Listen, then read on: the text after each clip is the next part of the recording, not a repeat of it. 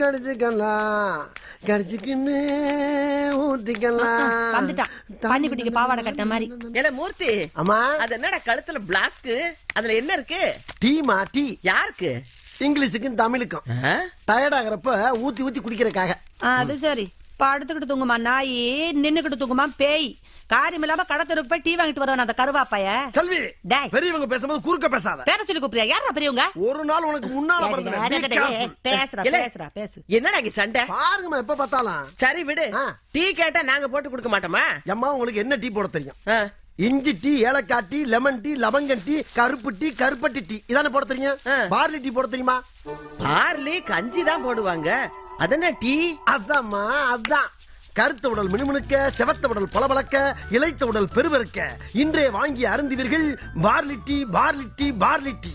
ஏய், இந்த குவைத்தெல்லாம் போறத விட்டுட்டு தெரு தெருவா போய் லேக வியாபாரம் பண்ணு.